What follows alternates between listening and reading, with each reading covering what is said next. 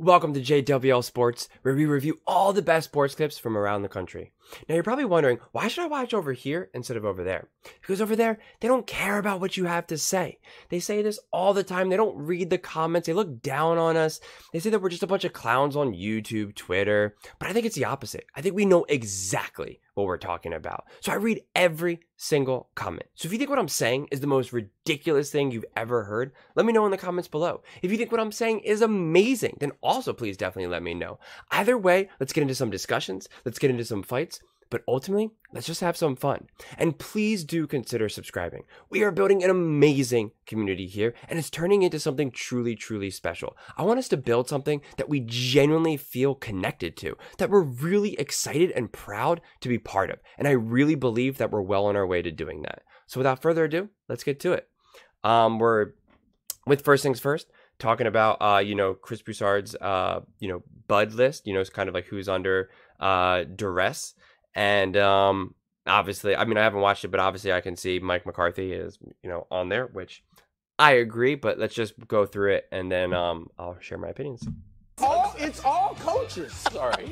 It's all coaches. Yes. Now, I made the Bud list before Belichick, it was broken that he stepped down. But that was just confirmation that it's a stale Bud list? That the Bud list. No, I'm saying this was what I thought. Okay. And then he steps down. I'm like, wow, that's confirmation that this is right on the money. Okay. All right, Mike McCarthy. We just talked about Dallas. Now, look, Mike, you've done a great job. 12 wins, 3 straight years. First coach to do that, or first Dallas team to do that since the dynasty back in the 90s, 30 years ago. So, great job, but it is all about winning a ring, all right? You got a great quarterback. You got a great defense. And you're not getting far enough in the playoffs. That's the problem with McCarthy. If he had more playoff success, then maybe. But, when Andy Reid did it with the Eagles, he went to 4 straight NFC Championship games. That's a big deal, right? That's a big deal. And then obviously getting to the Super Bowl. So to me, when you're a great team, then and a great franchise like the Cowboys, you gotta at least be getting to NFC Championship games. You got to. So that's what you have to do. And I'm not bashing Mike McCarthy. It's hard for me to gauge how good of a coach Mike McCarthy is, because he's been in 2 very unique situations with the Packers and with Aaron Rodgers, of course, and now with Dak. And with the schedule too. I don't care what anyone says. The Cowboys played a terrible schedule. That is where their success is right now. And the Detroit easily could have gotten the number 2 seed, and the Eagles easily could have gotten the number 2 seed. But the Cowboys, it fell in their lap, and any actual smart Cowboys fan could admit that, okay? They can admit that, but for whatever reason, they don't want to. They want to refuse to. But for all you that are actually smart enough to understand that you were gifted a great schedule, that's fine. But now, what is it that you do with it? You better make it to the playoffs. You better make it to the playoffs. You better make it to the NFC Championship game. You better. And it better be competitive in the NFC Championship game where it feels like you can actually win.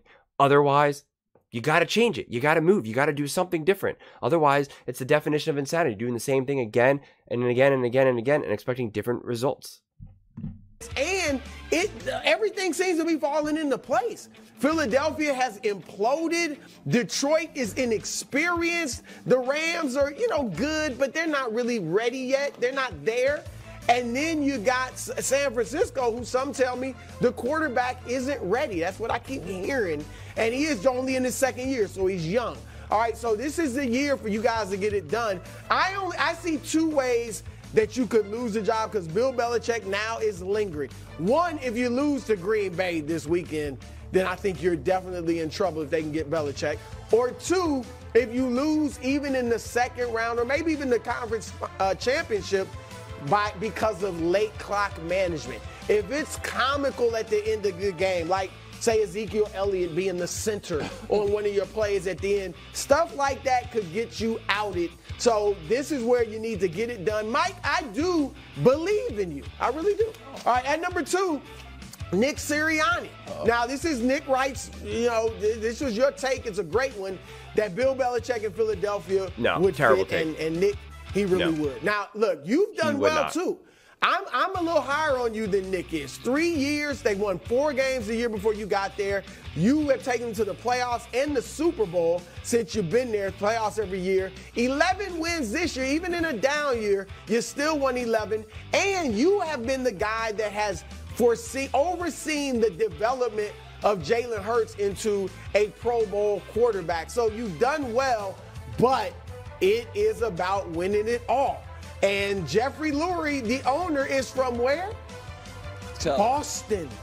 He's born in Boston. So, little Belichick tied there. So I think you got to go out there and get it done. If you lose to Tampa Bay, then you definitely could be in trouble.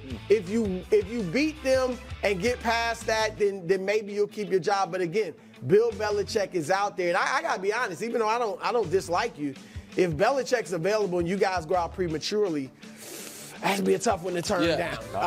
Look, good luck. Not a lot. All right, at number 1, Sean McDermott.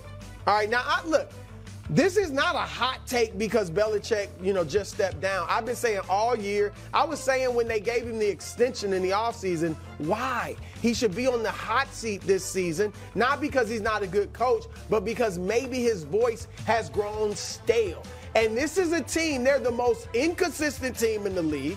All right, why is that? Because I think they've taken on the personality of the coach. The culture is not championship level there, in my opinion. Now, prove me wrong. Get to the Super Bowl or even maybe the AFC Championship.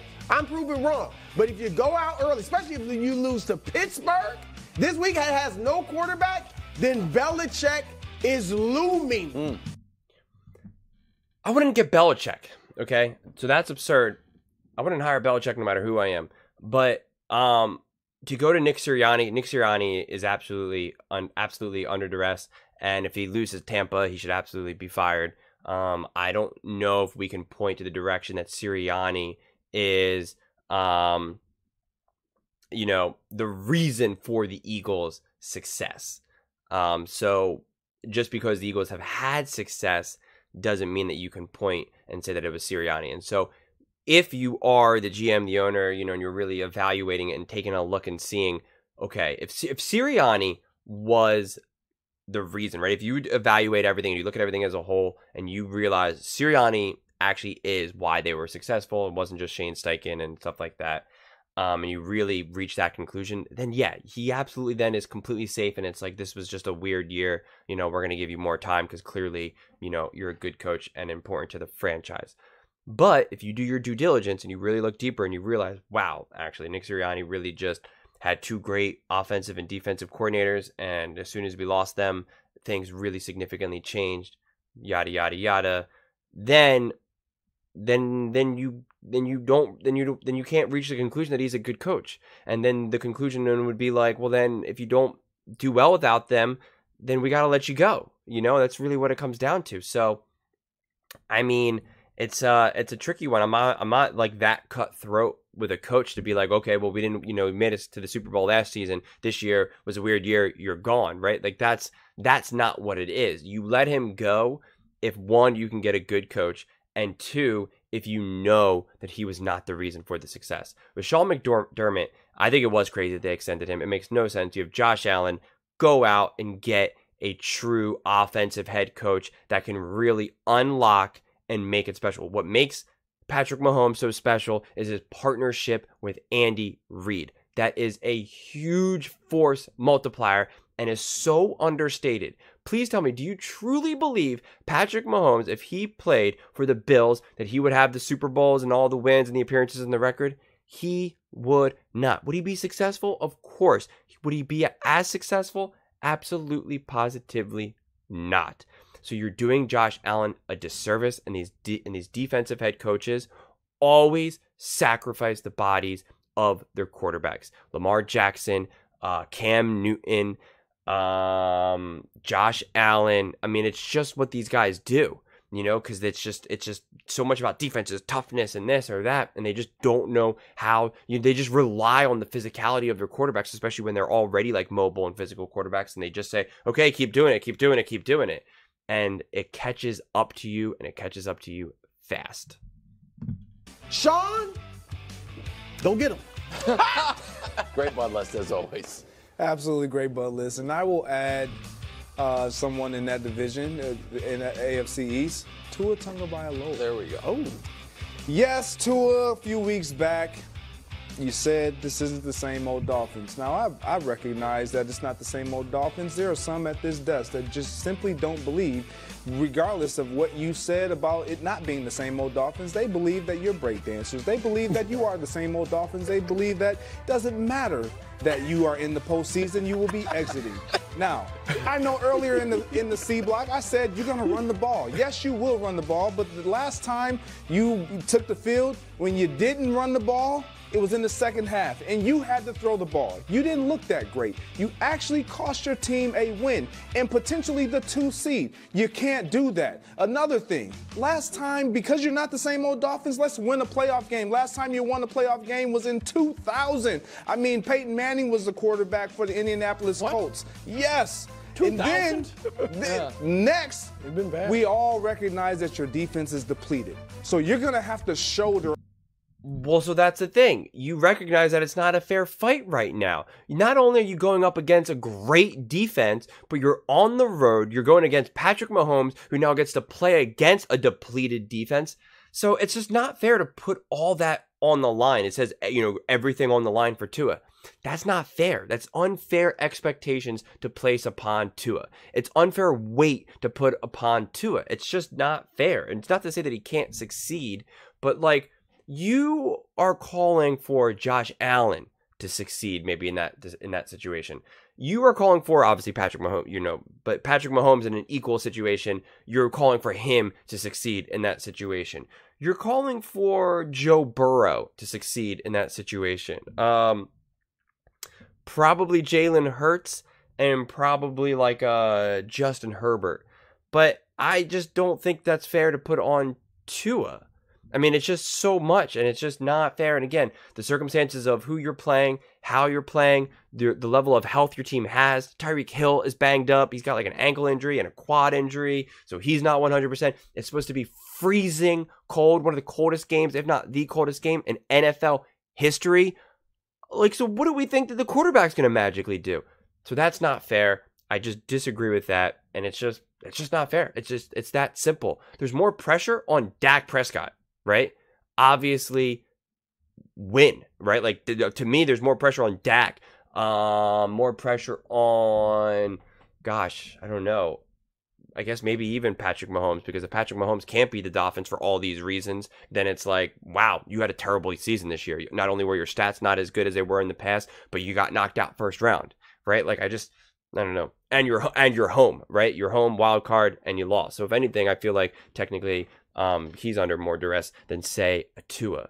But that's the way I see it right now. Maybe it'll all change tomorrow. I cannot wait. Please let me know your thoughts on this one. Let me know in the comments below. I will love to check them out. And please don't forget to subscribe. We are building an amazing community here, and I would absolutely love to see you part of it. And please don't forget to give this video a thumbs up, as it really helps with the visibility and the algorithm. Thank you so much, and see you next time.